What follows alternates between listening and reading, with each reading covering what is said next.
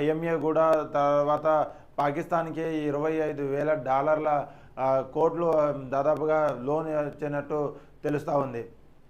అయితే ఇలాంటి సమయంలో ఉగ్రవాదులను పెంచి పోషించే వాటికి లోన్లు ఎలా ఇస్తారు? ఆర్థికంగా ఎలా సహకరిస్తారని చెప్పేసి భారత ప్రభుత్వం దాన్ని తీవ్రంగా ఖండించడం జరుగుతుంది.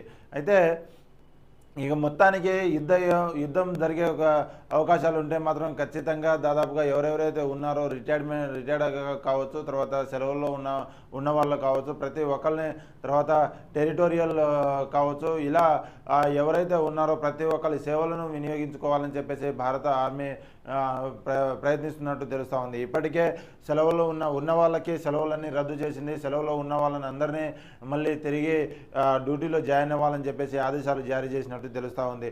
ఇక అదే రకంగా టెరిటోరియల్ అధికారులు అయితే దాదాపుగా ఇదే యుద్ధంలో దాదాపుగా సచిన్ కావచ్చు, క్రికెట్ నుంచి సచిన్ కావచ్చు, ధోని కావచ్చు, తర్వాత కపిల్ దేవ్, తర్వాత స్పోర్ట్స్ అభినవ్ బింద్రా, తర్వాత సినీ నటుడు మోహన్ లాల్, వీరి సేవలను కూడా ఖచ్చితంగా వీళ్ళు డ్యూటీలో జాయిన్ అవ్వాలని చెప్పేసి వీరికి కూడా ఆదేశాలు జారీ అయినట్టు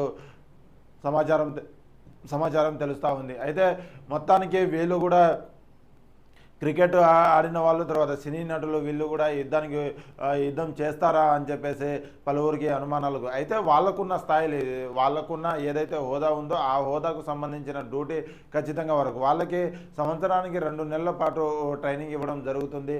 ఆ ట్రైనింగ్లో భాగంగానే ఇప్పుడు వారి సేవలను కూడా తీసుకోవడం జరుగుతుందని చెప్పేసి ఇండియన్ ఆర్మీ తెలపడం జరిగింది. అయితే ఇదే క్రమంలో మనం చూసుకున్నట్టయితే మొన్న కేరళలో జరిగిన వరద ప్రమాదంలో చూసుకున్నట్టయితే, వడోదరాలో జరిగిన వరద బీభత్సానికి చూసుకున్నట్టయితే అప్పుడు సినీ నటుడు మోహన్ లాల్ సేవను వాడుకోవడం జరిగింది.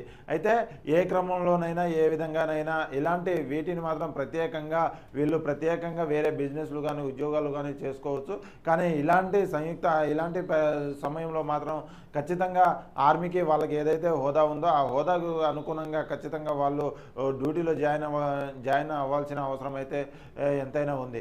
కాబట్టి ఇదే క్రమంలో లాస్ట్ టైంలో మోహన్ లాల్ను ఏ విధంగా తిరిగి ఉద్యోగంలో జాయిన్ అవ్వడం జరిగిందో, ఇప్పుడు కూడా కపిల్ దేవ్ కూడా దాదాపుగా 50 నుంచి 60+ ఉన్న కపిల్ దేవ్ కూడా డ్యూటీలో జాయిన్ అయ్యే అవకాశాలు ఉందని చెప్పేసి తెలుస్తూ ఉంది. ఇక ధోని, సచిన్, తర్వాత అభినవ్ బింద్రా వీళ్ళు కూడా ప్రతి ఒక్కరూ అవసరమైతే ఖచ్చితంగా ప్రతి ఒక్కరు గన్ను పట్టుకొని బోర్డర్కి వెళ్ళాల్సిన పరిస్థితి ఉందని చెప్పేసి చెప్తా ఉన్నారు. మొత్తానికైతే ఇక ఈరోజు